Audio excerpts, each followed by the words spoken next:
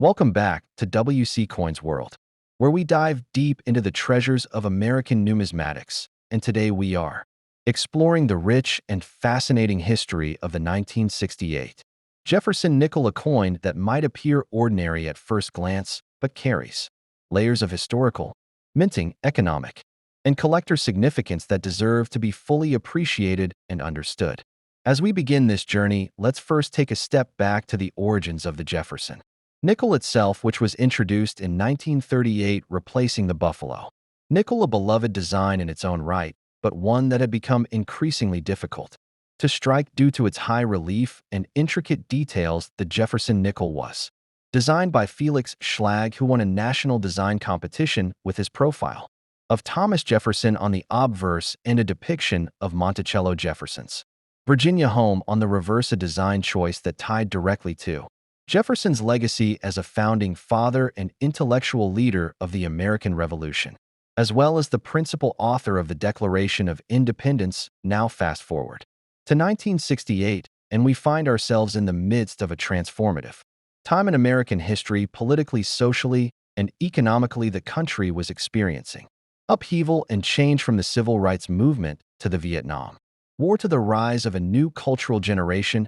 and all of this was reflected in subtle ways in our coinage, including the humble 5-cent piece. The 1968 Jefferson nickel was struck at two main mints, Philadelphia and Denver, but for the first time since 1955, the San Francisco Mint resumed operations for circulating coinage, although it was mainly used for proof coin production. In that year, the Denver Mint produced the majority of 1968 nickels with a total mintage of over 91 million pieces, while the San Francisco Mint produced nearly 3 million proof coins that are particularly sought after by collectors because of their superior strike quality and mirror-like finishes. The Philadelphia Mint did not strike any nickels for circulation that year, as it had shifted its focus to other coin denominations during the post-silver era of U.S. coinage following the Coinage Act of 1965, which eliminated silver from circulating dimes and quarters and reduced the silver content in half. The Jefferson nickel remained one of the few coins that retained its original composition of 75% copper and 25% nickel, a metallic makeup that gave it durability and a distinctive color.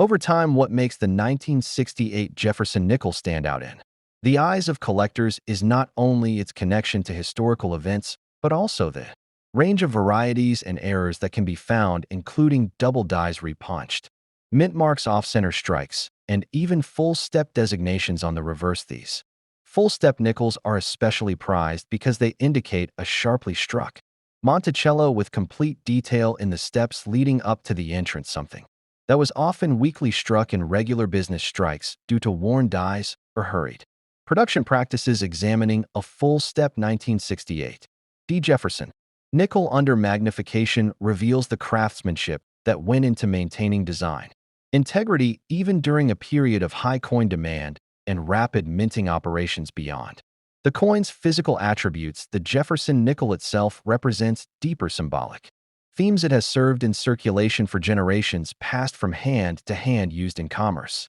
traded for candy, newspapers, parking meters, bus fares, and small change in millions of everyday lives. And because it has been issued continuously for over 8 decades, it has become one of the longest-running coin designs in U.S. history, second only to the Lincoln cent in terms of longevity, reflecting not just numismatic endurance, but also the enduring legacy of Thomas Jefferson himself, who was not only the third president of the United States, but also the founder of the University of Virginia, a proponent of democratic ideals, and an advocate for westward expansion through the Louisiana Purchase. His portrait on the obverse, the nickel, captures a contemplative statesman with a gaze that looks into the distance, embodying a vision of the American experiment as it evolved over centuries. Returning to the 1968 issue, it's important to note that this was also a time when the U.S. Mint was still adjusting to public reactions to the removal of silver from circulating coins in the mid-1960s. Collectors were hoarding older coins, and many feared that the newer clad coins would be seen as cheap replacements, yet the Jefferson nickel escaped much of this controversy because its metal content remained unchanged, allowing it to continue circulating without the stigma attached to the new copper-nickel-clad quarters. And dimes, this meant that 1968 nickels were trusted by the public and used without hesitation, which is why so many survive today in circulated condition. Yet uncirculated examples, especially those with full steps and pristine luster, are significantly rarer and command strong premiums in the collector market. The 1968 proof nickels struck at San Francisco are another highlight, as these were made with special care and sold in proof sets to collectors. They feature brilliant surfaces with deep mirror fields and frosted devices, creating a beautiful contrast that shows off the artistry of Schlag's original design. Like all modern proof coins, they were struck multiple times using polished dies and planchets to achieve a superior finish, but in 1968 the quality of proof coins began to show signs of experimentation as the mint transitioned from the earlier cameo-style proofs of the early 1960s to the more uniform mirror surfaces of the 1970s, making 1968 an interesting transitional year for proof coin quality, as well diving deeper into the varieties of the 1968 Jefferson nickel. One can explore known doubled die obverse, which exhibit slight notching or doubling on the date and inscriptions. These are usually visible under magnification and can add considerable value to a coin depending on the clarity and strength of the doubling. There are also known repunched mint marks, particularly on the Denver issues, where the D mint mark may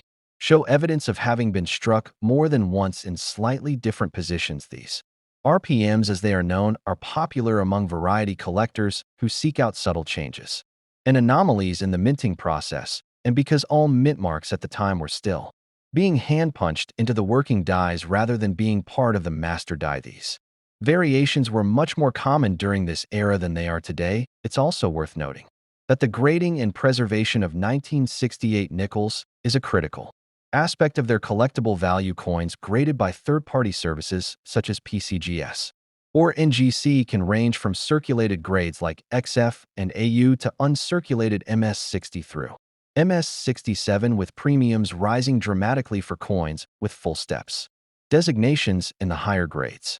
A Jefferson nickel graded MS66 with full steps can be worth many times more than a regular uncirculated example because it reflects both technical quality and rarity within the population. Reports of these grading services collectors also value original luster, eye appeal, and the absence of contact marks or carbon spots, which are common on nickels due to the hardness of the alloy and the nature of circulation.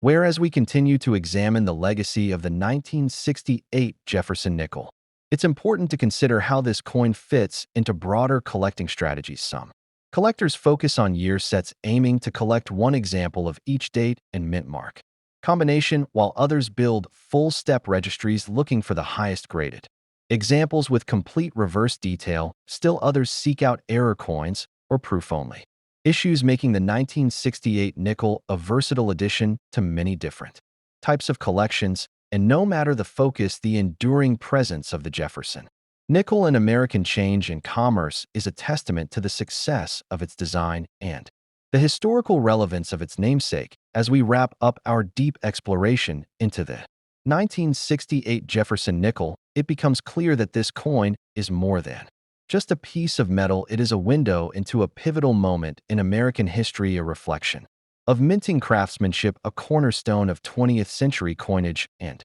a cherished artifact for collectors across generations. And at WC Coins World, we will continue to bring you the stories behind the coins that fill our pockets and spark our imaginations. So whether you're a seasoned numismatist or just beginning your journey into the world of coins, remember, every coin has a story, and the 1968 Jefferson nickel is one worth telling in full detail.